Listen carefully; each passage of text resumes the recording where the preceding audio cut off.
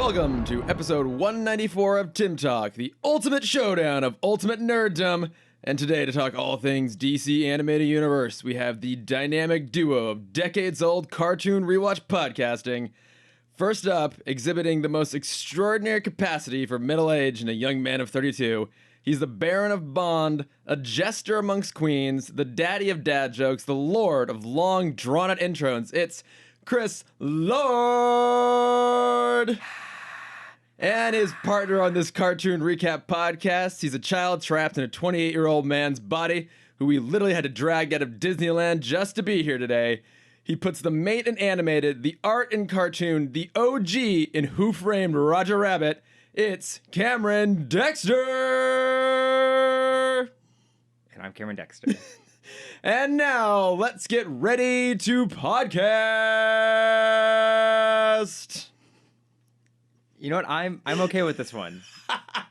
I'm fine with this one. I think I came in a bit early. I apologize for that. You left an opening. I did.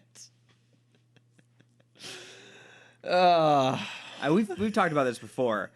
I think. Were you ever part of the wrestling fandom? No, never. Okay. Not even the slightest. I feel like WWE is one I should be a part of that I'm just not yet. Mr. Man over there. Vince McMahon. I don't give two shits about wrestling. I just saw that there was a wrestling theme involved in the episodes, and I took it and I ran with it. Yes. These are getting harder and harder to write. No, I'm applauding the commitment. Thank God we only have like a dozen or more episodes. Yeah, you can write a dozen more openings. Oh, yeah. But welcome, everyone. We're here to talk Justice League Unlimited, The Cat and the Canary, and the Ties That Bind. Yes. Yeah, so season 2 starting off here of Justice League Unlimited. And I'd say already in this season, we're diving pretty heavy into the, I want to say the background characters of the league, but the non-OG leaguers. Mm-hmm. Which is kind of fun. Well, I mean, the second episode is the OG leaguer. The Flash? Yeah. Yeah. I don't know if it was his first appearance in JLU. Yeah, it's his first speaking appearance. That's so weird. In JLU, yeah. He just was nowhere to be seen in any... I mean, he was literally seen in some places in the first season. Yeah. But never had a line. And then, yeah, the only character that Michael Rosenbaum voiced was Ghoul. Mm-hmm. Yeah, but I mean, to be fair, though, The Flash is a pretty significant part of what's going to come up in season 2. Yes, because he switches brains with Lex Luthor. Is that 2 or 3? That's season 3. That's season 3. But still, he's a big part of the Cadmus arc. So we're going to be getting plenty of Flash this season, but it was lovely to have him back. It was. Yeah. So, all right. Should we dive on in here to our first episode? Let's jump into it, man. The Cat and the Canary. I love this episode so much. Oh, well, we have thoughts. I know you do. I know it's a product of its time.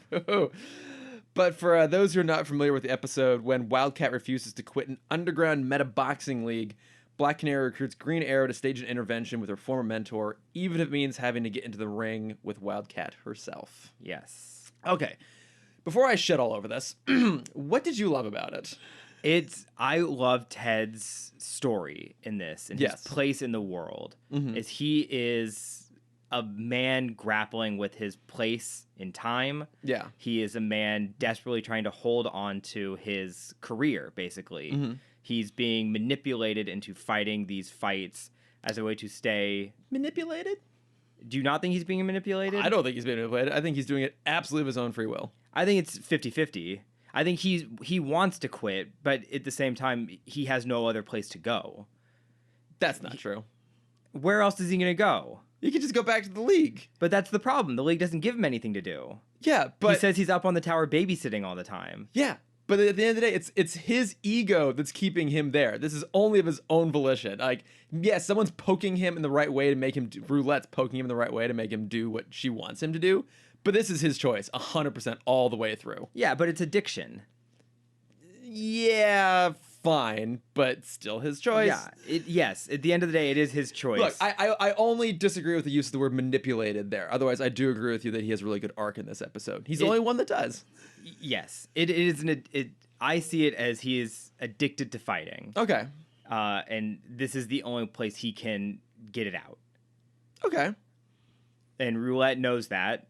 and she's using that to her advantage. Yeah. Kind of putting him in these situations where, and also putting him against villains that is, as a leaguer, he wouldn't get to fight anymore because the other members are going to come in first. Mm-hmm. I love that. I love Ted's story with this. He's the only one. I mean, he's still an ass through almost all of this. Well, he's always an ass. Yeah, but like even to the point of stepping aside so that a whole bunch of supervillains can go beat up Black Canary, his mentee. Mm-hmm. Like that's his least redeeming moment in the entire thing. Right. And he never really makes amends for that at any point. Yes. But I agree with you. I think his arc is kind of actually interesting. I mean, there's kind of this question that's asked of what role do non-meta powered heroes have in a very meta heavy world? Yes, that aren't billionaires. Exactly. They don't have a utility belt full of not gadgets. a Blue Beetle or a Green Arrow or a Batman. I feel like it touches on that idea. I don't know if it necessarily fully exploits it to its fullest capacity, but it's an interesting idea that at least raises, if not fully explores. Yeah, because what are the effects of like being a crime fighter your whole life? I mean, he's been a vigilante since he was 20. Yeah, and he's now just having to come to the fact that he isn't who he used to be. And I think that shot of him shadowboxing with the photo of his like championship belt is very telling. When you see him unmask himself, the only time you ever see Ted Grant unmask himself, and he's like very gray, wrinkled. Yeah, and like you see that he is an old man. He's not like gravelly voiced like Batman old. He's like old. He's legitimately old. Yeah, he's not old in the way that I aspire to be. Right. While still being young. But he's still like he still has it. Like he said it, like I'm Ted Grant. I fight. That's what I do. Yeah. And you see him almost crack the Atomic Skull's skull. It's pretty nuts, actually. Yeah, it's kind of an intense scene. It's very intense. Yeah. Look, I'll give you the Ted stuff. That I agree with. My big problem with this episode is how Green Arrow is portrayed and how Black Canary is portrayed. It is very much a product of the time. Yes. Yeah, like because I remember always liking their dynamic. I think I'm remembering Double Date. Yes. Which will then also be very interesting to revisit in a matter of weeks here. But like this is really the first episode that focuses on them as a pair. Like Green Arrow spots Black Canary in the end of Initiation, and that's what makes him quote unquote decide to stay with the League. But like the first sequence we get of Black Canary, I think it's fucking brilliant. Like it's beautiful. It's so well animated. The fight choreography is great. Like they do a really good job about literally just like taking a step back away from the action and letting it play out in pretty long continuous shots. And her, like they show that she is one of the most capable hand-to-hand fighters we've seen in this entire universe. Like her fighting technique in this, at least, I think surpasses how we see Batman fight in most of his episodes, where like he just tends to just punch people and kick people, but we don't see like this gymnastic, balletic, like really thoughtful choreographed action and fighting style the way that she does. Like she is one of the most kick-ass characters we've seen yet. Yeah, that sequence specifically was like they definitely showcased how good the animators are. Just making fight sequences. And again, it's Joaquim DeSantos directed this episode. Again, we are now this came out February 5th, 2005. Avatar comes out next week in this timeline. So he's been spending a lot of time overseeing fighting animation here at this point. Yeah. Yeah. So he's well versed in action cinematography. Yeah. So they know how to highlight that. So initially I'm like, wow, like, okay, they give her a really great introduction. They establish that she is incredibly capable. And she even only utilizes her sonic scream at the very end to disable a truck that's fleeing. And as she puts it later on, like, she has to be very selective when she uses it because she could just kill people with it. But it also goes to show that she will go out of her way to just utilize the training she's done over years over her inherent meta ability to be successful as a crime fighter. Yes. So I love how they set her up. They just fuck it up from there on for me. Because the next we see her, she is like flirting with Green Arrow, and ultimately I think that scene they're sparring up on the watchtower, and basically the whole point is that she is trying to recruit him to come help her, quote unquote, rescue Ted from this ring. And I think ultimately the point of that scene there is that she is deliberately letting him get the advantage over her as a way to like kind of lure him in and draw him into what she wants him to do. So I have a problem with it on two fronts. It's like, one, she like the way that most of the scene plays out, it's like Green Arrow is able to get the upper hand on her despite the fact we saw she was like the greatest fighter in the world. And then the apparent justification for that is that she's essentially like using her sexuality to manipulate him to go do what she wants him to do, which the only reason I have a problem with that is because it's all so heavily done from the male POV through this entire thing. And then even then, all the way through, it's Green Arrow still has to be the hero. Mm-hmm. And all the sympathy is like on him over the course of the episode. Like when they go and she reveals the mission is to go and rescue Ted, you know, initially he thinks, oh, you only need me here to give you money to buy tickets to get into this ring. And then after that, it's, oh, he assumes that she and Ted have sort of a romantic relationship. So he's like a wounded little puppy and he gets all bitter about it. And he's like whiny because he's not getting, you know, the attention that he wants. And then ultimately he ends up like knocking her out so that he can, quote unquote, save the day by going and fighting Ted instead of her. And so at no point do we ever see Black Canary like really utilizing her agency in any sort of way. And whenever she does, it's basically just to manipulate one male character to go rescue another male character. And none of this is really about her. Right. And I just feel like you could do this exact same story, but in someone else's hands wouldn't make her look bad and Green Arrow look good all the way through it. Yeah, I agree with most of this. The final sequence where he knocks her out to take her place in the ring, I can't see a situation where she could convince Ted to give up meta brawling. I think only Green Arrow could have done that sequence of because his basically acting like he died. In the ring. he fakes his own death. We can check that trope off. Mm-hmm. But like, no, I still think Canary could have done it. She would have gone in. She would have gone toe to him as best he can. And if he ever got the upper hand, it would have been him realizing that he was literally beating the shit out of like the one person who actually like loves and respects him, and someone that he trained for years. And that I think would have had essentially the same effect. But I don't think he would have won. I think that's the thing. I think Black Canary would have beaten him because she had to get him out of the ring. And in that, I think that would have just destroyed Ted's, I don't want to say it's his ego, but it's his character, his personality. Black Cat would have died in the ring or Wildcat would have died in the ring at that moment. And then he would have, then it was just the spiraling case again. He would have probably been back on the Watchtower for a couple more months, and then he'd be back in meta brawling. That is a fair point, and I think if the rest of the episode hadn't been so focused on Green Arrow's POV and him being like a whiny little shit through all of it, and making himself out to be like this macho hero, if there wasn't this sort of like constant one-upmanship of him over Black Canary all the way through, if he had been like kind of okay with being sidelined or okay with not leading the mission or okay with having very specific elements that she needed him for, like partly paying it, get in there, or just like being her backup through all of it, I think it would have been okay. But it's him acting petulant all the way through and then going behind her back to do what he thinks he needs to do that ultimately for me undercuts any sort of altruism in that moment. It just kind of feels like egotism. Mm-hmm.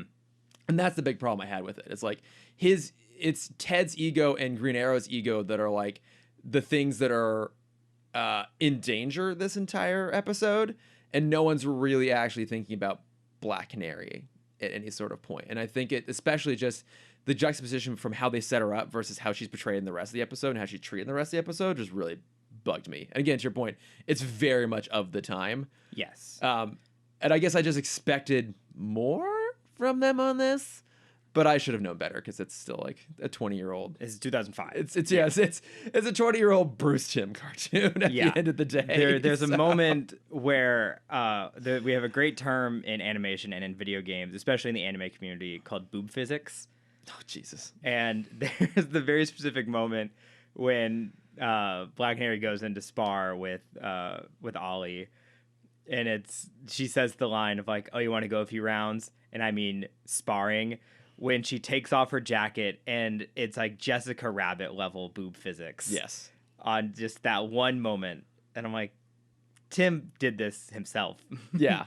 Exactly. It's stuff like that. It's like she is so sexualized and objectified, and her character isn't given that much to do. And the whole, like, it's like individual pieces are like kind of fine. It's just the sum of the wholes when like tips it in the direction of like, oh, you just didn't know how to actually handle this character well, even though you did. In the first 2 minutes, you handled it great. Yeah. And you just totally let it down after that. For the argument on Green Arrow's ego, because I think that is a big we're gonna part have of an argument trying to defend Green Arrow's ego here? I am gonna not. Okay. Yes, I am for part of it. All right. Green Arrow. This is the second time we've seen him team up with anyone in the league, and he was brought specifically to help Black Canary. Like Black Canary specifically reached out to him. There are aspects of it where like she knew she could manipulate him. That's why she went to him. She knew she could manipulate him, and he had like the capital, and also like I'm sure in a fight the competency to actually like back her up. Well, I think there's also an aspect of he is still kind of an outsider of the league. She couldn't have gone to other people who like live their life in the Watchtower. Okay. She needed someone who's still a little skeptical to the whole situation, and who wouldn't go to Martian Manhunter. Okay. And yeah, we sure. know that's we know a Green Arrow good wouldn't reason. do that. Good reason to recruit him. Yeah, so this is his. We can assume probably not his second mission, but still one of his early missions. We saw in the first time that he still kind of doesn't trust the other heroes. Like he still thinks what he does is best. Very Batman mentality. Mm-hmm. And so bringing him on the mission, this is his first time he does have to play a sideline. The mission isn't about him, and he doesn't understand that until the point where he has to make the the Superman speech at the beginning, where he has to make the sacrifice. I know it's getting in the way of Black Canary's storyline. Yeah, but like him making the ultimate sacrifice is bullshit chivalry. Yes. Yeah. So like that's where again, like there's good reasons why she would have picked him, but again, like it's his ego that is framed as being in danger this entire time, and it's specifically that it's ego. I don't say he's in danger. I say no. It's like his ego is being wounded all the way through the episode, and it's portrayed in a way that's meant to make us feel sympathetic for him because he's not getting the attention of the girl that he likes. Oh, I didn't feel any sympathy for him. But the show is designed to make it seem like we're supposed to. I saw it more. That was the intent of it. I saw it more as growth from him of having to be a team player. Oh, I didn't where see he's that. never had to do that before in his career. But he never is a team player. He just does it himself at the end of the day. He doesn't actually team up with her. He just takes her out of the game. But he does in Double Date. Then they're more of a team. Well, yeah, but that's not this episode. I'm saying in this episode. But you need this episode to understand the start of the chemistry so you can understand the palpable chemistry of Double Date. I'm not saying you don't need this episode. Like, I'm going to begrudgingly probably consider it canonically critical at the end of the day. I'm just saying that the way this episode handles his dynamic with Black Canary, I found really frustrating. Because it's all about his ego. And it's all about Ted's ego. And it's supposed to be about Black Canary, but it's really not at all. Yes, it is about Black Canary's relationship with Ted at the end of the day. Yeah, it's ultimately about the male characters. Black Canary's relationship with Ted. Yeah, it's mostly about Ted. It's mostly about Green Arrow. Ted having to cope with in the middle of it. Mm-hmm. Yeah. Like at the end of the day, it's like she's not part of the finale. Like at the end of the day, it's her, or she's knocked out, and it's Green Arrow versus Ted. So, I mean, she's at one moment of like Sonic screaming, bringing down the house. It's like, cool on you, but. Yeah, that was a pretty lackluster shot. It felt unnecessary. Because again, why don't they just like shut it down? Yeah, I think they had to find a way to make it seem like she actually did something, because they wrote her out of her own episode at the end of it. Fine. Look, I mean, all of that is a really big problem for me. That being said, I still found this episode like mostly fun to watch. Like it does have great fight sequences throughout. I do like that we get to spend time with those three characters. I may not love how they're portrayed here, but I love those characters. So just having them on screen is a sort of hollow victory in some way. Just to have him there and interacting is kind of fun. We do get some like fun background cameos too of other random villains. I don't think I was paying enough attention for that. I did look it up. We got Bloodsport, who we only now know of because of the Suicide Squad. Big Giselda. Exactly. And then we also got Sportsmaster, who obviously played such a big yes. role in Young Justice. They were kind of thrown in there. I love Sportsmaster. He's fun. Yeah, I mean, like, none of them get speaking roles here. They're just kind of like flitting in the background. But like, and this idea is interesting. Of in a world now where metas are so prevalent, stuff like this would pop up. Oh, absolutely. Yeah, and it kind of makes sense too that it would be off the league's radar because it's just so underground. It's something that they're not really concerned about. Mm-hmm.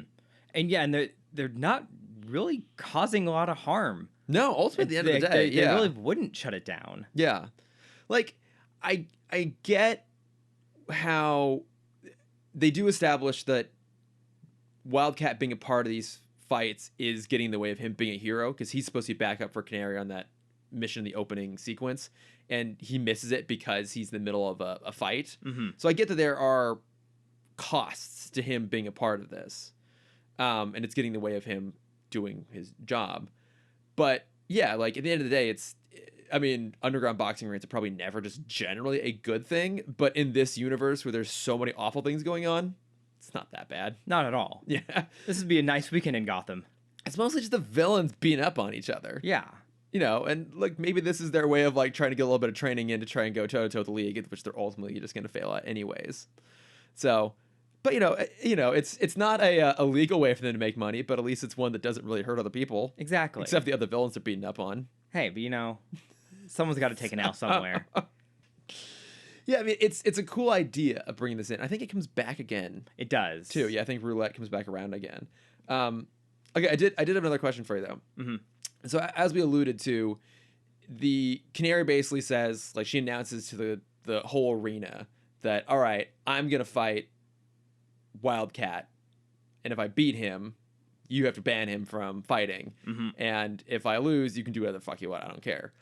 So the fight is supposed to be Wildcat versus Black Canary. She gets knocked out by Green Arrow. We've covered how stupid that is. Wouldn't Roulette have to refund those bets because the fight changed? Not in an underground ring. That seems really unfair. It does, doesn't it? Yes. Like, I would have put money on Black Canary to win. I would not have put money on Green Arrow to win. But I think that's the thing. I don't think anyone was putting money on Black Canary to win. I think some people were. I think, because they'd only seen Wildcat fight over the past couple weeks, and he's not lost. And so why would you, again, 2005, why would you put money on the girl coming in the ring when you have this very experienced guy who's never lost a fight also there? I mean... Again, it's not sound. It's 2005. It's not sound. I feel like they should have had to, like, refund those bets or at least change it up a little bit. Where's the time?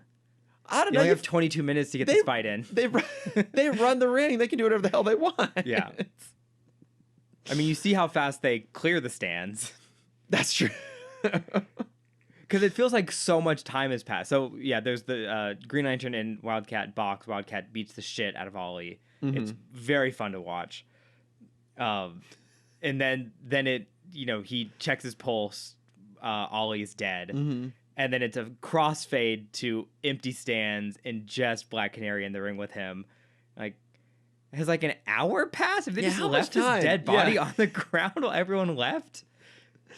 Like, at least someone's going to come out with a stretcher. It's not going to be actual, it's not going to be an actual doctor. Yeah. Someone's going to drag his body out so they can clean the ring for the next fight. That's true. They get a quick turnaround here. Yeah. And it's not like Roulette was freaked out by the fact that someone finally died in the arena. She's like, oh my God, this is going to be great for our ratings. Who knows what can happen now? Right. So it wasn't like she was shooing everyone to get out of there so they can try and cover this up. Yeah. Like, who else do you want to kill, Ted? Yeah. Also, I do feel like she should have been worried a little bit at least. Because, again, this is the first person that would have died. Obviously didn't, but to their eyes would have died in that ring. Not only is the first person that died, it's a member of the league. This isn't going to go unnoticed at all. I wonder if there's a sense for villains at this time of the JLU where it's like they still kind of, if there's no core member there, they're still kind of like, we can get away with a lot more. I don't think so. You don't think so? No. I mean, I can see where they could know they would be fine sparring with Ted, fighting Ted, because he's not going to say anything. Right. Because he really shouldn't be there in the first place. So, like, I can see there being this sort of, like, mutually understood, like, we're just not going to talk about this sort of thing with him specifically. But with Green Arrow showing up, I'd be like, well, now he's dead. Well, exactly. One, he shows up, it's like, this is maybe not great. And then two, he's now dead. This is really not great. I mean, honestly, if I were people in the audience, I probably would have run out of that theater. That amphitheater and be like, oh, this is going to get bad. I'm getting out of here right now. Batman's going to be here soon, and no one wants to deal with him. Well, they're not honeybees, Chris. It's not like Batman can smell his fallen comrade. Batman knows everything at all times. I bet you Batman knew about this and was just like, I don't want to deal with this. This is not my problem. In my head, Alfred is there in his free time. Placing bets? Yeah. And maybe whipping up a lovely souffle for the audience. Of course. So no, I like the idea of this arena fight that's happening here. Also worth noting that this episode has like a ridiculously stacked voice cast. Oh, it's incredible. All right, so just right off the top, Miranda Baccarin is Black Canary. So most people, I think, would know her from Firefly / Serenity, and then also the Deadpool movies. Mm-hmm. I guess also Gotham. She was Leslie Tompkins in that. That's right. Yes, so I love her. She's so cool. She's amazing. Dennis Farina is Wildcat. Do you know who Dennis Farina is? I don't. He was on, I think, Law and Order for a long time. I'll bring up a picture. You would recognize him when you see him. Like, very, he's, I'm pretty sure now passed. Yeah, he passed in 2013. But like, just this, you got this iconic tough guy, mustache, almost in the vein of like a Burt Reynolds sort of look going on. And I'm pretty sure it was Law and Order that he was on for like many years. But I always remember him very fondly from the movie Get Shorty. Have you ever seen that? I've not. With John Travolta, Rene Russo, and Danny DeVito from like the early mid-90s, like 95 or something like that. I haven't watched it in years. So I don't know how well it holds up. But he's just like this ridiculous kind of like tough guy, but he's hilarious all the way through.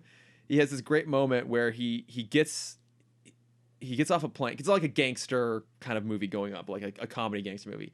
He gets off a plane. He walks to the curb outside the airport. He stands at the curb like 5 feet in front of a taxi, makes the taxi pull forward for him to then get into the cab. He gets in, just goes to the fucking airport.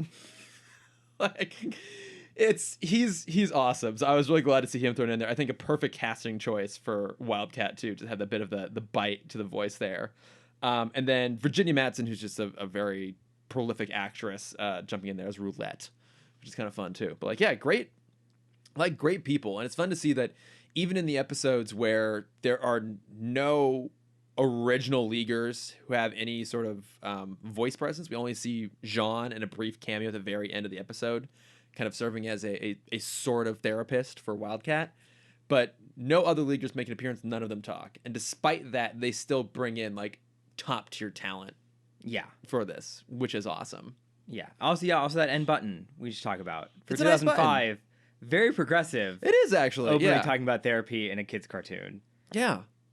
They have one little redeeming thing. Yeah, and even Ted makes the point, like, he's not trying to fight against it. Yeah. He's like, this is going to suck, and I have to do it. Yeah. And, Black Canary makes the point of, like, these are fights you can't win by yourself. Like, you need people. Yeah. And that's great. Great button. It is a good button. I have nothing else to say. Okay. You're giving this look like he's gonna argue with me on this. He's waiting. No, like it's overall pretty fun. There's some really good pieces in there. I like these characters. I was just really disappointed how they handled Black Canary specifically. And maybe, again, I remember their dynamic much more from Double Dates. Maybe we'll see that's very different when we get to that episode. But, and I guess maybe I had started to have like a little bit of hope, just considering especially how well they've handled Shayera of late, like all the way through Starcross and into JLU. Like, they have made her like a really fully fleshed out character, and I even think that they mostly handled Vixen even pretty well, even in Wake the Dead. I mean, she's sidelined via the plot, but we can see from just how they animated her body language that she is not happy about how she's being sidelined, but she's going with it. Like, I never feel like anyone ever like shut her down over the course of that. Like, you can actively tell she's choosing to handle the situation as she's handling it because she's watching and observing. And I kind of feel like this episode was putting Black Canary down in a lot of ways. I think they just used her in a very different way, because the three women we've seen so far, Wonder Woman, Hawkgirl, and Vixen, are all combat first characters, and they think with their fists, whereas Black Canary is not doing that this episode. And I think it's the first time, outside of like Zatanna, who we don't really spend a lot of time with, we haven't seen a female character act like this. Yeah, it all just I hate to put a too fine a point on it. It all just feels like it was made by men. Oh, it was. And that's the thing. And they just didn't know how to do this in a way that didn't make her look bad. Yeah. To make all the other guys look good. And I think that's also a sign of like that writing is they don't know how to write characters that just don't punch their way to victory every time. Yeah. So even though she's capable of it. Right, yeah, exactly. She can punch her way to victory, but let's also like hypersexualize her to make that her key thing in this entire episode. Yeah. Is that she's sexy and can manipulate people. Boo physics. All that boo physics. So yeah. I mean, again, overall fairly fun, but had some issues. I love this episode. Had some issues. Well, okay. I see your points, and I acknowledge your points. But for 22 minutes, I will ignore your points. Okay, fine. Any other things to cover on this one? Would you like to know a little bit more about Ted Grant? Oh, actually, I would, yeah. So he has a pretty predictable origin story. He's very old. Wildcat started in 1942. Okay. So very, very classic origin story. He started as a boxer early in his career. He was like early 20s starting as a boxer. His two managers, Flint and Skinner, were kind of like setting up fights for him, and Wildcat didn't know about this, and they drugged one of his opponents. I don't know if that means that they like drugged him to lose the fight for Ted to win, or drugged him to like juice him up with like 1942 steroids to make Ted lose. Okay. But whatever happened, they overdosed the opponent and he died, and they basically framed Ted for the murder. Oh, Jesus. So Ted is arrested. Flint and Skinner know that they're still kind of in the hot seat, and so they set up another hit to take Ted out. Oh my God. And while he's in police custody, they kill the two police officers and again frame Ted for their murders. Why not just kill him? Well, because they couldn't. He escaped. Oh, okay. Because he's Wildcat. So he survived an assassination. The police officers held in custody were killed. Ted then fled the scene after being wrongly accused. While on the run, I always questioned why I loved Wildcat so much, and I think it was this moment, which I must have just subconsciously known. While on the run, where is it? He comes across a boy who had been robbed of his Green Lantern comic. Aww. The boy described Green Lantern, which inspired Ted to become a vigilante. He creates the costume of a large black cat, calling himself a Wildcat, and vowed to clear his name. He forced Flint and Skinner to confess and clear his name of all charges. Ted then continued to fight against crime as Wildcat. Wait a minute. Was he... Before Green Lantern? Yes. Does this make sense? No. Wait. Yeah, what? Yeah. How is there a Green Lantern comic in his comic? I assume this is probably a mix of original origin and like New 52 origin. Okay. But even then, like, why would there be a Green Lantern comic book in a world where the Green Lantern exists? Great question. Because obviously this would be Alan Scott Green Lantern. Yeah. I should just stop overthinking it. Yeah. But this is a part I'd never heard before, and we never see this version. I'm kind of glad we don't see this on screen in either this or Young Justice. During World War II, Ted became a member of the JSA and the All-Star Squadron. He has a romantic relationship with a time-displaced Queen Hippolyta, which I didn't know about, which is cool. Oh. But in 1945, Zatara cursed Ted with 9 lives, adding to the cat trope, which allows him to recover from fatal injuries. Oh, but only 8 times. Yes. Okay. I mean, that fits. But we don't know if he can just continuously give him 9 more lives. That's true. Restock Keep going. these Just, 9 lives. It Top just up. has to be in quantities of 9. That is such brilliant comic book logic. Yeah. Like, its character's name is Wildcat. What can we do to make it more cat-like? Oh, I know. 9 lives. Yeah. A thing that is actually not even true about real cats. It's not. No. I'm very curious where that came from, though. Same, actually. Like, why is so specifically 9? Yeah. Did some guy just see a cat like jump out of a window 9 times, and then the cat didn't come back? Like that was it. 9 He burned them all. times. Why do people think cats have 9 lives? 9 lives? I think Wildcat is a great character that isn't often very well, or not to say he's often well utilized. I think when he is done well. We just don't see him a lot. Like, he gets a lot of really good stuff in The Brave and the Bold. Yes. Yes. He's so great in that. And that's that one is I think that's R. Lee Emery does the voice of that, which is really fantastic. I forget, is he in Young Justice? I don't think so. I think he's in the background because there is this same episode in Young Justice where it's all the women of the League, right? Or is that in this season still? I remember Fire is there fighting in the brawl. I think that is the season because that is. I don't know if it's this season, but it's the follow-up episode to this. Yes. Okay, that is what I'm thinking. I think it's Grudge Match. I want to say that sounds right because it's Huntress and Black Canary in the final match. That's right. Okay. Mm-hmm. Yes, because there's one more roulette episode. I think that's the one you're thinking of. Yeah, I think roulette is in an episode of Young Justice though. I think so. I don't quite remember because there's a couple versions. This trope I really enjoy because I compare this to Winner Take It All from Teen Titans, which is when the grand champion comes in and takes all of the guy fighters to set up their own who is the strongest on Earth. Yeah. And then Robin takes it a little too seriously because he's over competitive. Right. As he always does. Mm-hmm. Isn't that also kind of the plot of Teen Titans versus Teen Titans Go to some degree? Like he pits the two teams against each other and all the guys like super keen on fighting and the girls are not. Yes. Yeah.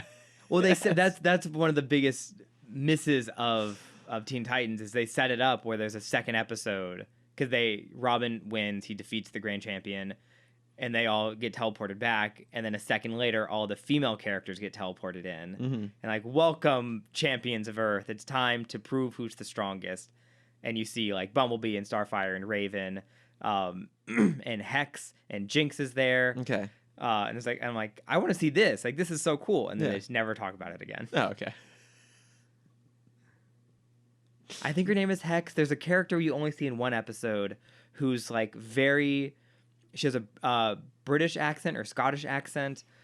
She's in all black and she has like red laser hands. And you see her fixing a dam and they give her one of the Titan communicators. I don't know. That's fine. When we get to Titan Talk, we'll talk about it. Yeah, because Jinx is the witch with pink hair, right? Yes. Okay, that's the one I remember. Mm-hmm. I don't remember most of the rest of that show. It's so good. I haven't seen it in a long time. Long time. All right, any other things on this? The reason people think cats have 9 lives. Oh, there we go. All right. is Egyptians connected cats with the sun god Atum Ra. Ra gave birth to 8 other gods, and so it is kind of the cat represents the 9 gods of Egypt. Oh, okay. So the 9 lives are one for each god. Okay, well that makes sense then. That makes sense. All right. It's not just some drunk counting a cat jumping out a window. But I feel like with the Egyptian context, was it around the fact that, because yeah, I mean, like the modern version is like, you know, the cats can like jump out a window and land on their feet, and so they'll always survive. Like, I don't feel like that's what the Egyptians are maybe going for at the time. No, but I mean, like cats were holy animals. Right. They represented the gods. Right. I'm just saying like that idiom has now shifted meaning quite a bit. Mm-hmm. Yeah. Before it used to mean like they had 9 lives because they were holy, and thus had like, I guess like were 9 times as worthy as if other beings, sort of. Maybe it was like they lived 9 separate lives. Oh, okay. Okay, that makes more sense than just like, yeah, they can Not one life 9 times. Fall out of a pyramid 9 times and be fine. So... Oh, we're done in the modern world. All right, shall we move on to the ties that bind? Yes. All right, so lot of setup on this episode here, so bear with me. After the death of Darkseid, a power vacuum has been left on Apokolips that pits Granny Goodness against Vermin Wunderbar for control of the planet. When Wunderbar takes Darkseid's son Calibec hostage, Granny Goodness takes a hostage of her own. Oberon, the manager / mentor to Scott Free, aka Mr. Miracle, in an attempt to force Scott to rescue Calibec. So Miracle and his wife Big Barda turn to the League for help, but when Jean refuses, the Flash goes rogue and joins Scott and Barda on a mission to free Calibec in exchange for Oberon, which would then in turn hand over control of Apokolips to Granny Goodness. Lots going on here. A lot going on. So much going on. I mean, it's funny because there's so much setup in this episode, but the overall story is actually pretty straightforward. It's like once you get all the exposition out of the way up front, it's just that trio on a mission to Apokolips to rescue Oberon. Yeah. And it's super and fun. Calibec. Yeah, exactly. And Calibec out of necessity. But it's really fun. It's so, yeah, this is an episode growing up I never understood. Because I never watched this part of Justice League. Oh, you hadn't seen like the previous seasons. I had no idea who Calibec was. I had a vague idea who Darkseid was. Granny Goodness meant nothing to me at the time. Okay, so you didn't understand like who Darkseid really was, why he was absent, why Calibec matters. Yeah, I didn't know the New Gods or any of that stuff. Who's High Father? Mm-hmm. I was coming in so blank to these episodes when I was young, and now to finally have context, I'm like, oh, this makes. I still have so many questions. Yeah, a lot happens. Why is there a German ruler of Apokolips? Why not? I guess. You know? I mean, we do know German is the base language of the universe. That's absolutely true. Mm-hmm. Yeah, and I think it's the only time we see him, or it's the first time we've seen him, I think, in this universe that I can recall. I don't ever remember seeing him again.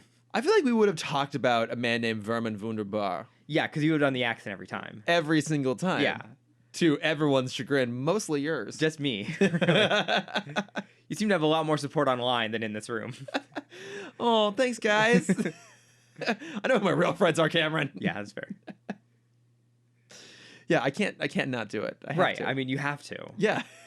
It's in my contract. It doesn't sound right saying it normally, which is why I will not say it. Yeah, just Vermin Wunderbar. No, that hurts to hear. No, it's not. It's just Vermin Wunderbar. Yeah. Delightful. Yeah, it's a weird episode. It's a very weird episode. And I always thought Mr. Miracle's power was, I thought his ability was like he could always escape. Yeah. That's not the case. What? He has no powers. He is like super strength and super because he's a new god. Oh, yeah. Well, okay, yeah, like his skill set is that he can escape any situation. But yeah, I don't think he does it through like magic or anything like that. I always assumed growing up that he had it through magic. Like that was his, because I always thought like that's such a weird magic ability, just being able to escape. Like, what is the point of that? I mean, have these very specific circumstances. Yeah, I think he pretty much capitalizes on it to the best of his abilities. Yeah. So, he's getting trains dropped on him. Yeah. Which, okay, let's start there. Okay. You're right. There are lots of questions to be asked. I have a question right up front. So when we first meet Scott, they are doing a practice run, mind you, on his next like escape trick. So it's him encased inside like a metal capsule suit, handcuffed, full body cuffs. That's right, full body cuffs inside this metal suit thing, then covered in some sort of like nitroglycerin or something like that or whatever. Like, so he's frozen, like Mr. Freestyle, frozen the outside of it. And this is done on a platform in the middle of a stretch of train tracks. Like literally the train tracks run in either direction on either side of this platform. So you kind of assume if a train's going to be involved, the train is going to go along the tracks and hit him. Yes. Thus the reason for having tracks.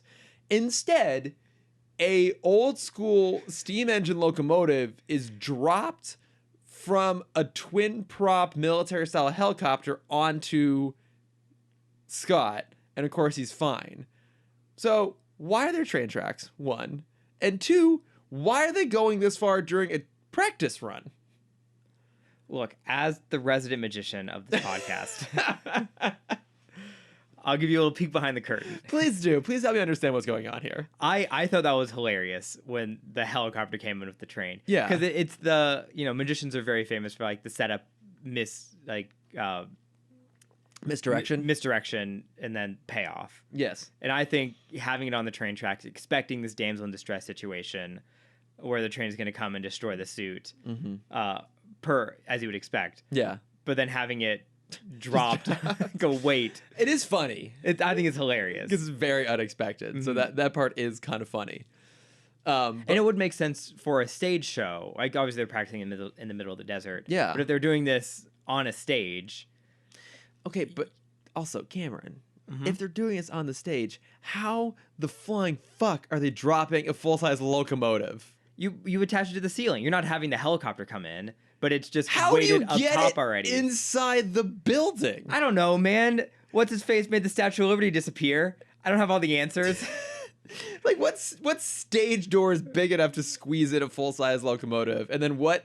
Well, most of them are like soundstage doors, so the back's just fully open. Okay, but even if you can get inside the damn thing, what theater has like construction crane level equipment that can hoist a full-on locomotive? It's a cartoon, Chris. I don't know. For all we know, fucking Superman's holding it up the whole time. I am willing to believe the impossible, but not the implausible on this one. But anyway, so he's a new god. Fine, he's a new god. It's all a setup to show that, like, oh yeah, Scott can get out of anything.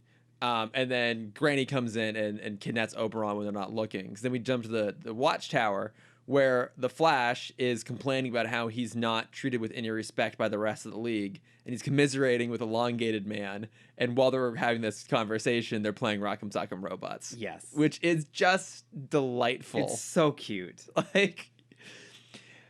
But then devolving to the argument that every kid has when Flash wins. It's like, no, it's not fair. The Green has longer arms. Yep, exactly. It's so childish, and it's done so well because, like, I mean, you know, again, I was kind of bemoaning how the writers handled Black Canary this last episode, but I will say that they really know how to handle Flash in general, but especially here, where it's like he is aware of the fact that people don't necessarily take him seriously, and it does hurt for him. Like, he's a hero. He's done some really incredible heroic things.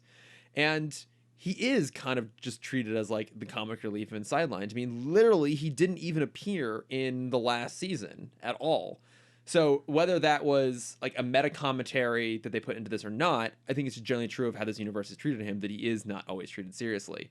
But he also wants to do the right thing. And I think that debate that he has with Jean, because Jean basically says to Scott, like, we can't come help you because we would be tipping our hand in a civil war that could ultimately have disastrous effects for the League and Earth.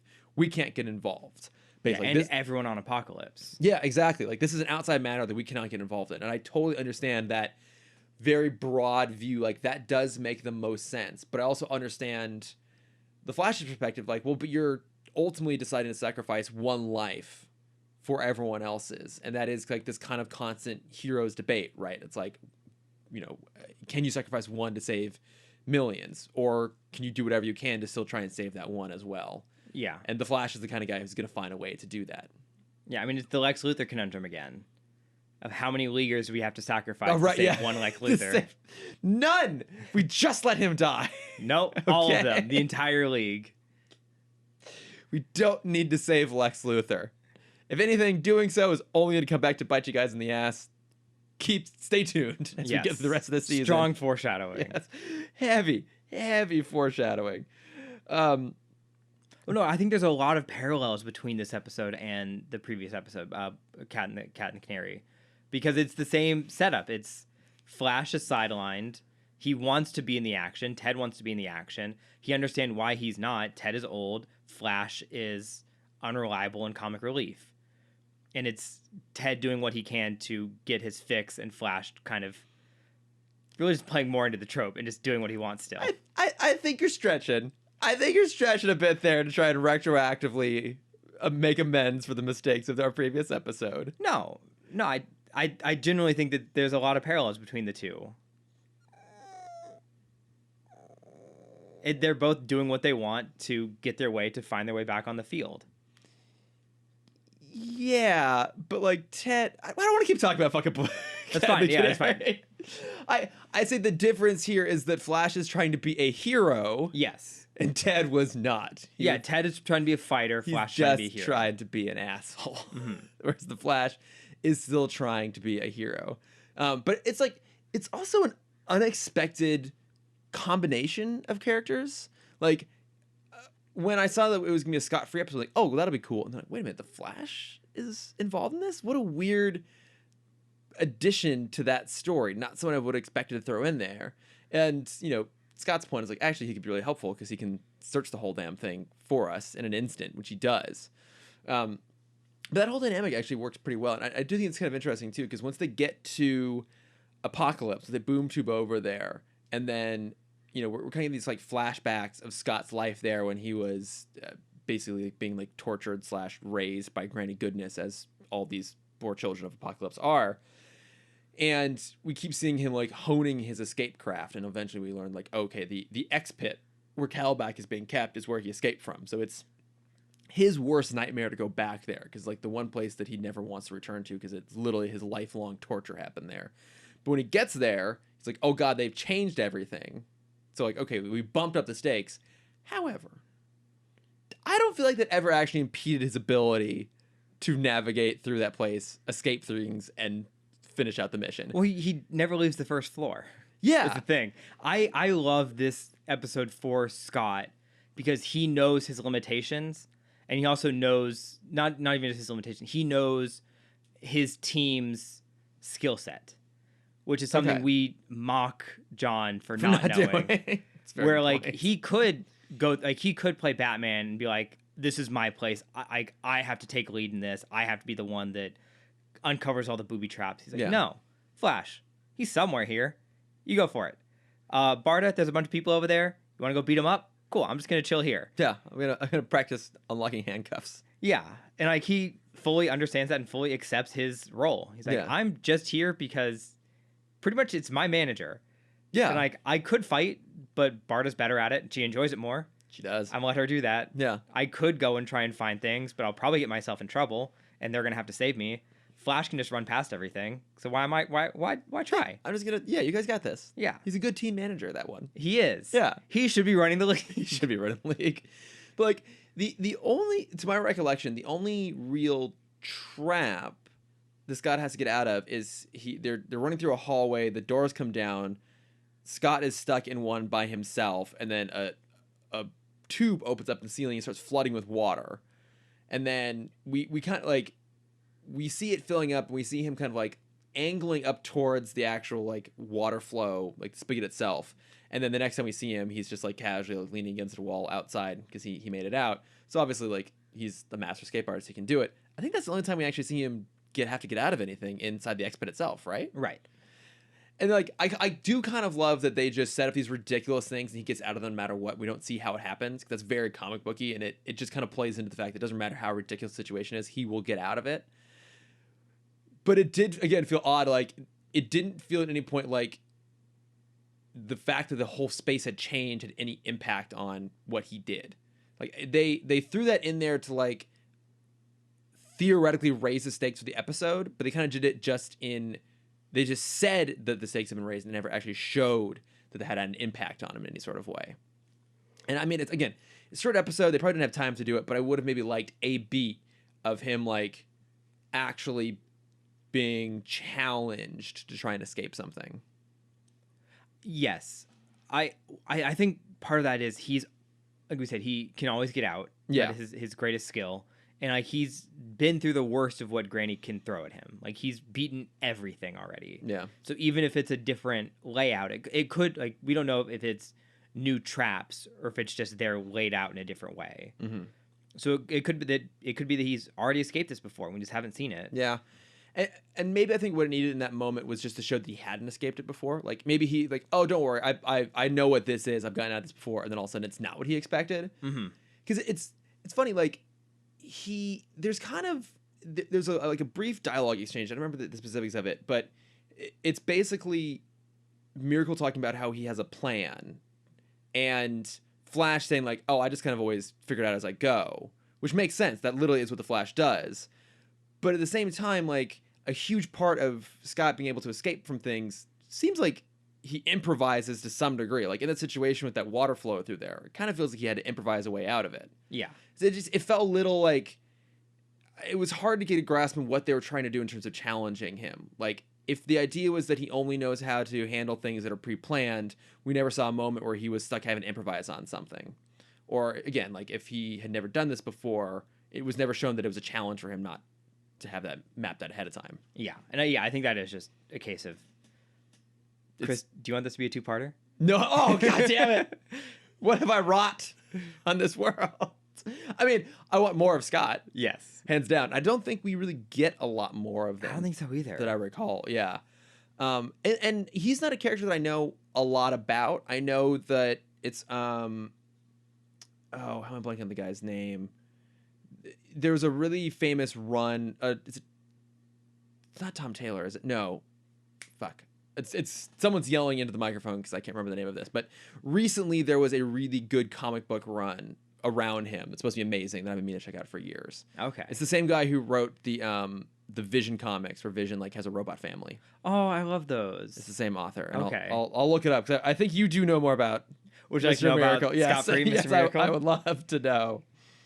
So we kind of get most of his backstory in this episode. Tom King. Tom King. Thank you. Oh, yeah. Yeah, Tom King. Okay. Sorry, continue. Yeah, it's both him and Barda and Ted all kind of have fairly predictable backstories for the most part. So Scott Free, originally the son of... Hang on. Scott, the little I know about Scott's background of him being raised by Granny Goodness on Apokolips is a typical background? No, sorry. Is not far from what we see in this episode. Okay. Yes. Okay, all right. They hit very similar beats. Okay. Originally the son of Highfather of New Genesis, he was traded to Darkseid in exchange for Orion as a peace offering between worlds. Scott grew up under the care of Granny Goodness and was routinely tortured, who routinely tortured him and others as part of Granny Goodness's orphanage. As he matured, Scott learned that he had the natural talent for escaping and overcoming seemingly impossible traps. His talent and his love for freedom is what furthered him by Himon, a natural troublemaker and one of the gods whom Darkseid faces, who is never able to capture. So he's like the one, like kind of Scott's role model. Okay. Scott refused to be hardened by the planet's cruel abuse and kept his innocence and hopeful mindset in such darkness. He fell in love with Big Barda, a warrior who was the leader of the elite squad of women warriors known as the Female Furies. She in turn was won over by his innocence and goodness and later married him. Eventually, Scott Free escaped and fled to Earth. Once there, he became the protege of a circus escape artist, Thaddeus Brown, whose stage name was Mr. Miracle. Brown was impressed with Scott's skills. And while there, he befriends Brown's assistant, a dwarf named Oberon. When Thaddeus Brown is murdered, Scott Free assumes the identity of Mr. Miracle. Barda later followed Scott, and the two of them used their powers, equipment, and skills to wage war against Darkseid, who is still interested in recapturing both of them. And this is the part that I didn't know about, but I guess is a big part of Mr. Miracle's storyline, especially related to Darkseid.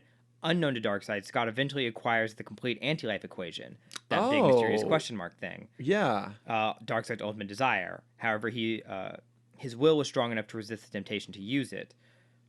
And for a time, Scott was appointed the new leader of New Genesis after the wake of Highfather's death, but relinquished the position to and god powers to Tachyon, who I think we've met in one of the episodes. Maybe. Sounds kind of familiar. Not wishing to be tied down by the constraints of such leadership. I did not know that about him, that he got the anti-life equation. Yeah, neither did I. He did it. Yeah. I read a few more stories of his character arc, and I guess at one point Big Barda is murdered, and it's the only time he ever uses the equation. Oh, okay. Because he thinks a new god did it, and for a while he thinks Orion killed her, and he is like on the hunt about to kill Orion. Oh, okay. Yeah, I haven't really read a lot of stuff with him. The only thing that comes to mind any prevalence is the Superman Batman comic Supergirl.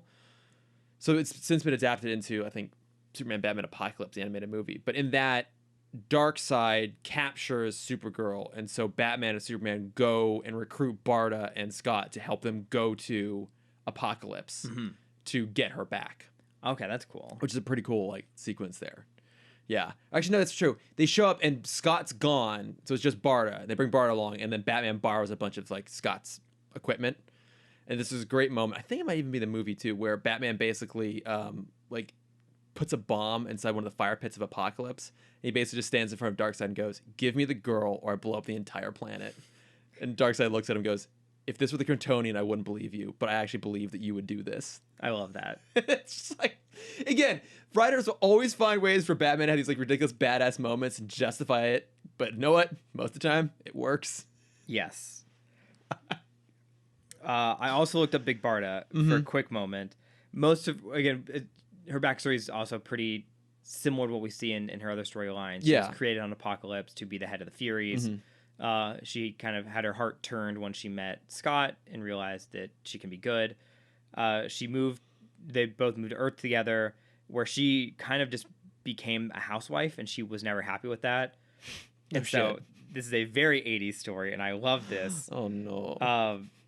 While working with Oberon, he convinced Barda to create her own group of like wrestlers and fighters, and they created the BBBW, the Bad and Beautiful Babes of Wrestling. Oh my god!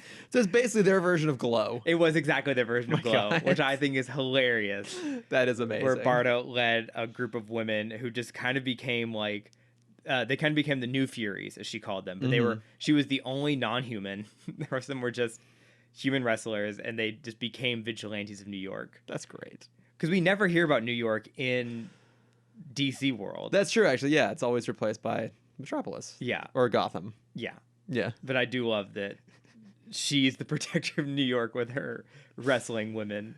That show I would watch. Yes. 100% I would watch that show. Absolutely. And Scott's just like there in the background in case she stops by. It's like, hey, I'm here. I'm off to go do another escape artist thing. Okay, bye. Oh, and he's fully supportive. Yeah, he totally is. Yeah, he's at every match, front row, screaming. He escapes whatever death trap he's in just to be there to see the show. Of course. And to show his support, and then off he goes again. Yeah, because it's one of the things we don't see very often. A good, equal relationship. Yeah, actually, it's true. Yeah. Yeah, I like their dynamic. Again, it's not one that I see it play out that often, but when I do, I think it's always really fun. I really gotta go read that Tom King series. I've heard it's great. If he did the Vision one, then I'll definitely go check it out. Yeah, that Vision comic is so much fun. That's what I've heard. It's on my list, a long list. Okay, there's a few little moments in this that I love, just like little lines, like when Wunderbar is trying to convince Calabac to join him. He's like tried everything. He's like, okay, I have my one final resort, cake. He just pulls out a piece of cake. And Calabac says no, so then he just throws it away to a bunch of parademons. Like, actually, I have one more. And then this I thought was very bizarre. He pushes a medal on his war jacket. That it's like somehow also like a little switch, and then it drops down some sort of like, I don't know, mind torture device that then never goes anywhere. But it's just such a fucking random moment of him trying to bribe Calabac with cake. I know, it's. I then also love too when Flash and Scott and Bart are getting ready to leave, and Scott's basically giving the typical like hero speech of like, no, you don't have to come with me. And Bart says, well, I married you, I'm coming along. And Flash just says, well, I'm not that committed, but I'm in. Yeah. And another little moment, it was fun to see Jean out of the Watchtower finally. Yeah. Which I don't think he has done since JLU. I think he's always been up there. So even if it's just a brief moment to trick Granny into revealing where Oberon is being held, it's still a fun little moment to see him out in the field. It's very fun. Excuse me again. Do you think part of it is John is worried how humans will react to non-Kryptonian looking aliens on Earth after the Themysciran attack? I think... Not Themysciran, sorry. Thanagarian. I think there is something along that. I know that there will be an episode coming up. It may not be until season 3. I cannot remember. That addresses kind of why he stepped away from humanity. And I think that might have been a part of it. I don't remember specifically though. But I think it's a good theory, and I think that might actually pan out to be in context true as well. Okay, but we also know that he can turn. He can make himself look human. He can, yeah. He does but, have John Jones still. Yeah, he can, but I think he also doesn't want to. Right, because to him that's lying. Yeah, I mean it's kind of like the Mystique thing in the X-Men movies. It's like you can pretend to be someone else. It's just like, well, but I shouldn't have to. Right. And I think that might be a part of Jean as well. Like they did a really good job with that in the Darwin Cook comic New Frontier, which I must always find a way to shoehorn into this podcast, a la the Empire Film Podcast. My God, imagine if Empire Film ever covered the New Frontier. I don't think they will, because I think that movie came out over a decade ago, and it's probably before that podcast even existed. But just imagine, Cameron. Hey, they can always go back. My worlds collide. Just like we always say we're going to go back to the Superman movies. We always say it. Always say it. But yeah, like, they do a really good job in that, where he has his very traditional alien look. Very similar-ish to the way it's done here, but even more otherworldly. And then he realizes that he doesn't want to frighten people anymore, but he also doesn't want to pretend that he's not what he is. That's when he adopts, like, the more human-looking green Martian Manticore look that we know. Yeah. Which is kind of a cool little moment. Yeah, and it's also, one of the main story points of Miss Martian in That's true. Yeah. Young Justice. Oh, Miss Martian. Mm-hmm. I do love her. But yeah, this is just super fun. I really like this episode. Me too. I know. Now that I have context. Yeah, context would help a lot. It's one I imagine you can just kind of watch and just enjoy it for what it is. But yeah, there's a lot of setup here to explain everything. And it's just New Gods and New Genesis enough where, like, if you don't know anything about it, everything still kind of makes sense. Mm-hmm. As I was reading deeper into Scott Free, there was one paragraph. I thought I'd copied it over, but I didn't. Where it was talking about an otherworldly being came to steal the anti-life equation from Scott to protect the fifth dimension. And at this point, I'm like, I don't know anything. I don't know anything. I've gone cross-eyed. Yeah, it's so obscure at some point. Yeah. It gets really fucking obscure. Yeah. Luckily, this one's not quite that bad. But a fun episode overall. And I do want to talk real quick about some of the voice cast once again here. Maybe not quite as stacked as our previous episode, but some really good stuff. So obviously, we get Carl Lumbly and Michael Rosenbaum returning as Jean and Flash, respectively. We get Ian Gruffin as Mr. Miracle, who you may not know him by name, but he was Mr. Fantastic in the first two Fantastic Four movies. Oh, yeah. I love that. I always really liked him. I feel like he just never quite got the momentum in his career, unfortunately. Yeah. But I always really liked him. I feel like I've seen him in one other thing. He pops up in little things here and there, even to this day, but it's never like, obviously, like Fantastic Four would have been like his big break, and it didn't really pan out because, let's be honest, his movies aren't particularly good. Mm-hmm. I haven't seen him in a long time though. Yeah, I mean, Chris Evans stole all the limelight. Oh, I mean, if we are creating a list of moments that clued me into my sexual awakening, we have to include Chris Evans running around in just a ski jacket in that. Yeah. Anywho. And then, of course, we have Ed Asner, the recently late Ed Asner returning as Granny Goodness, who I think we've talked about this before, but I mean, a brilliant piece of casting for this show. Like, he is Granny Goodness to the point where watching Young Justice, that is one of the roles that I find the hardest to hear anyone else voicing because he's so perfect for it. Yeah, I fully agree. Yeah, all the other ones I can kind of like, okay, I've heard a lot of iterations, but for him, he's just so good. And I mean, just also, I mean, what a fucking amazing career he had. I mean, just between this and Elf alone, those two. Oh, and Up. Yeah. Those three are enough to just like, Carl. Cement him in so many just like iconic pieces. But then, he has a whole television career, which predates both of us. Yeah, I mean, he was pretty much old. He was, He made it to what, mid-90s? Yeah, I actually met him. Wow. Yeah, I think I mentioned this show before, but I was PAing on a doc series all about Generation X called Generation X on Nat Geo. And we interviewed him because, if I'm trying to remember correctly, he was one of, like, I think the first ever divorced couple on TV in the Mary Tyler Moore Show. Okay. And so, wow, I didn't realize he was on Mary Tyler Moore. Yeah, he's on Mary Tyler. If I'm remembering correctly, I'm pretty sure that's what it was. And so that was like part of the reason I interviewed him was that he was one of the first, like he was the first part of a couple that was divorced on TV, which would have had an effect on Gen X essentially. So that's why we interviewed him. But really, really lovely guy. So Yeah, and then of course we get Michael Dorn, aka Worf from Star Trek: The Next Generation, returning as Calbeck, who's always great. Yes. And then also Jeremy Piven, who shitbag though he is kind of a good casting choice for elongated man, who's like kind of a shitbag. Yeah. Yeah. So, all those stretchy people, they always got. They're not to be trusted. Yeah. So, but yeah, another really fantastic voice cast. But yeah, anything else on this? Do you remember the Mad Mod episode of Teen Titans?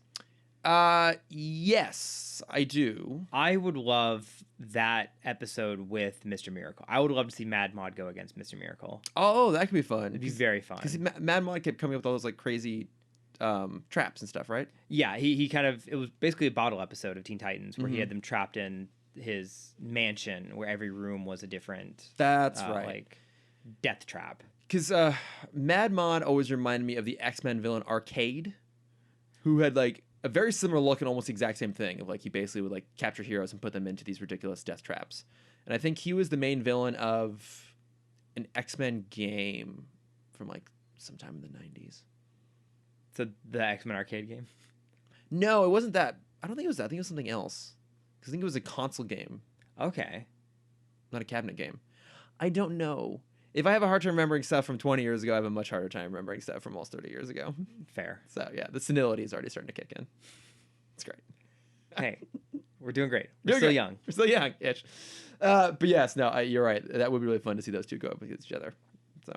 But yeah, that's it for me. All right. Well, then let's just do some plugs and wrap things out here. Let's do it. What do you got to plug this week, Cameron? I have a show plug and a personal plug. Ooh. I have two personal plugs. Oh, my. So I don't remember if I plugged this before because I kind of took a gap after watching the first few episodes, but I just finished season 2 of Mythic Quest. Oh, yes. The series on Apple Plus. Apple TV Plus. Apple TV Plus. Yes. About the gaming industry, Mm-hmm. which in itself is in a very unique state right now because it's also like the show talk and like brings light to all of the big issues going on in the gaming industry, especially revolving around women in the gaming space. Mm-hmm. But then at the end of the episode, you see that it's funded by Ubisoft, who is in the middle of a lot of this drama. So it's like, did you watch the thing that they're making fun of you for? Interesting. Yeah. But the show is great. The first few episodes, like, it's very, like, Always Sunny-esque, where every character is unlikable. Yeah. But you kind of see how they work together after a few episodes, and then they're all just so charming with each other. It's so fun. And I think it ends after season 2. I don't think there's been an announcement of a season 3 yet. Okay. But it ends on a great note. I'm happy if that is the finale. If it's done. Okay. Yeah. I mean, okay, so as someone who's not super keyed in on gaming, would I maybe enjoy it less? No, because it's a workplace comedy that just happens to be about it. Because I feel like you would have very similar insight working in film as to what they're doing, because you have the creative producer who's fighting with the executive producer, who's fighting with the programmer, who's fighting with the marketer. Okay, I see. It's a lot of big voices who all have their own point. Like, their department has a reason to be there. Yeah. But they all hate each other.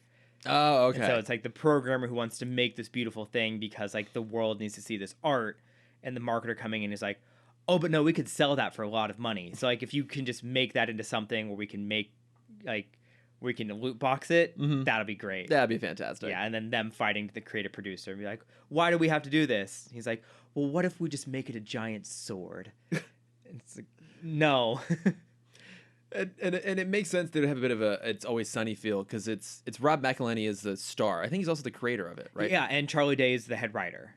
Oh, nice. Okay. Those guys are great. Yeah. Yeah.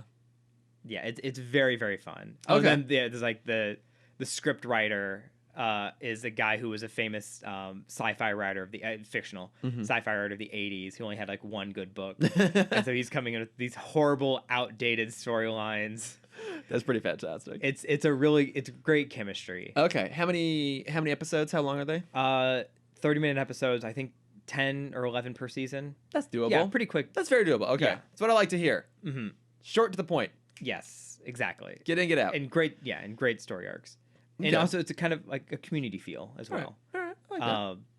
Plug 2 is you plug this a lot, and so I'm happy I can finally be a part of this. But I've branched out of the podcast space, and our podcast circle. Okay. And I finally guested on Ideal Remake. Oh, with that's Sam Gass. right. Yeah. Yeah. And you did Avatar, which Avatar? Blue People. Okay. James Cameron's Avatar. Yeah. I was about to be like, well, okay, which of the two avatars are you obsessed with? Oh, right, both. Both. So- I would never touch Last Airbender.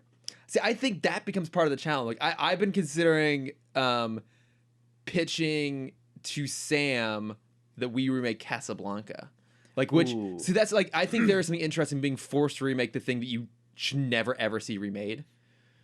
Yeah. So I don't know. I might pitch that to him at some point. Okay. I mean, if you do, I couldn't imagine rewriting Roger Rabbit, but I'd take on that challenge. I think it'd be fun, right? Mhm. Okay, but so you did Blue People Avatar. I did James Cameron's Blue People 2009, world's biggest box office hit ever, Avatar. Yeah, until it lost it for a little bit and then got it back. Yeah. Yeah. Only by 50 million, which makes me think James Cameron definitely has an extra $50 million somewhere. Do you think he just did it? pumped it up himself? He might have. Yeah. Yeah. He seems like that kind of ego.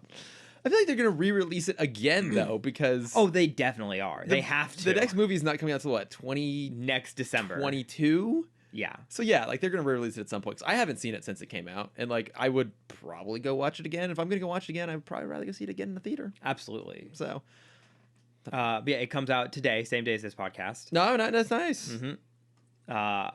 It's and fun, right? It's fun. It's so very much fun. Yeah. Yeah.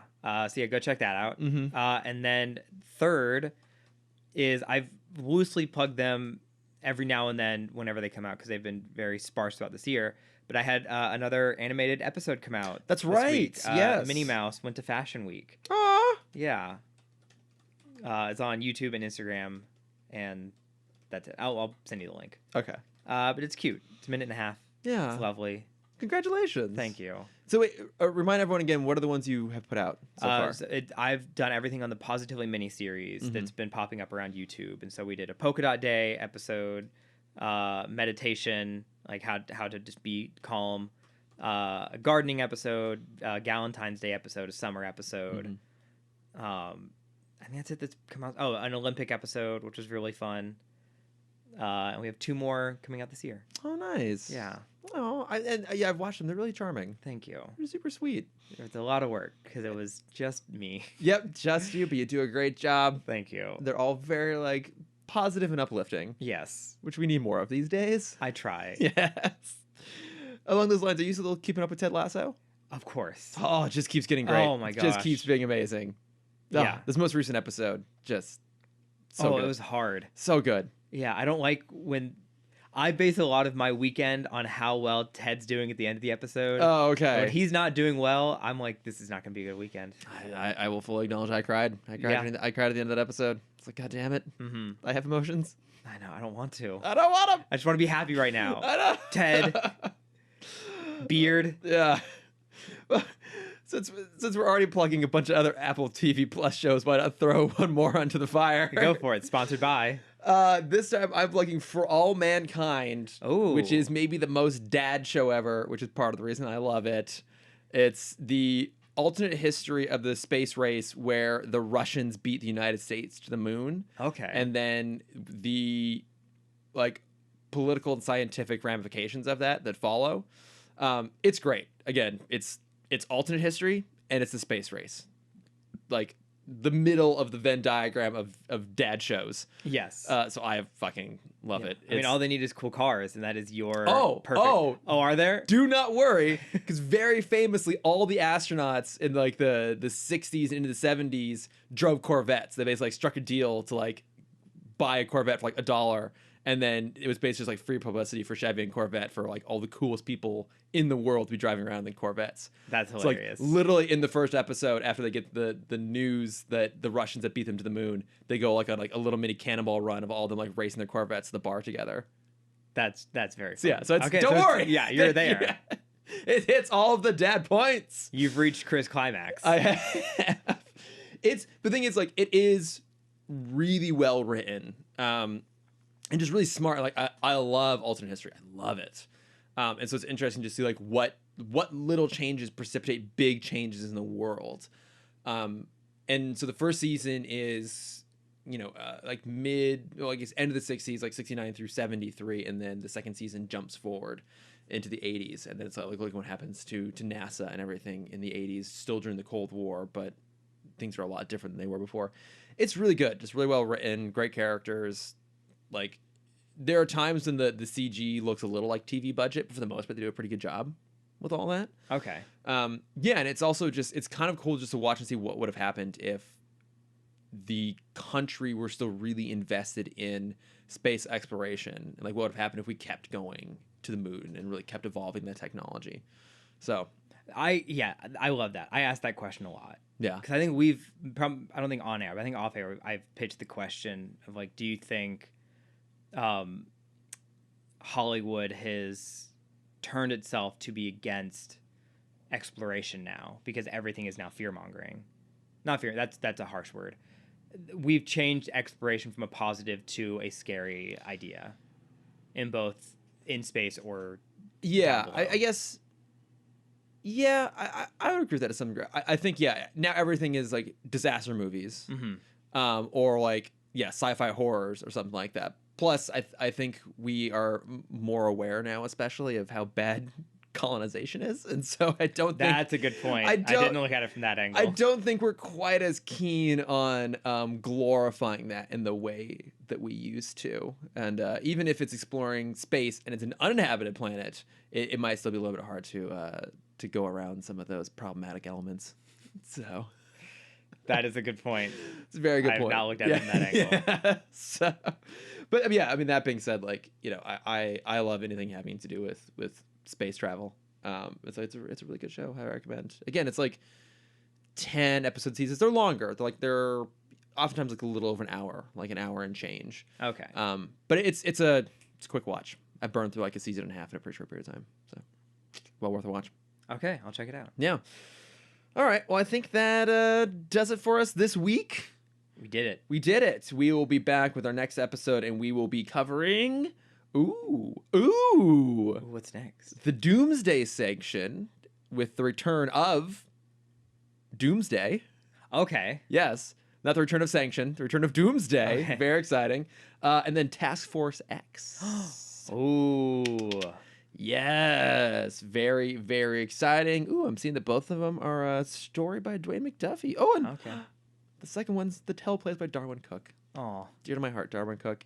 Those should be 2 good episodes. So like that means the Cadmus stuff is going to be ramping up here, ramping up fast. So that's going to be very, very exciting. So tune in next episode for that. Until then, you can find us at Timm Talk Pod on Facebook, Twitter, Instagram, and Gmail. Yes. You can find me at Lordifer on pretty much just Instagram, let's be honest. Fair. Yes. If you want to see my art, you can find that at Cameron.Dexter on Instagram. If you want to see my face, you can find that at CamDexter_adventures. Boom, boom, boom. I'll be back at Disneyland this weekend. You're back in Disneyland. He's back. I'm back. Back, baby. All right. Well, thank you, everyone, for listening, and we will see you then. Yes. Thank you. Bye. Bye. Bum, bum, bum, bum. Wait. No, that's the wrong one. That's the old one. Yep. Ba ba ba ba na na na na. Ba ba ba ba ba ba Ba ba ba ba na na na. ba ba ba ba ba ba. I think maybe you should take lead on this more now. You have a much better singing voice than I do. No, I don't. It's still off key.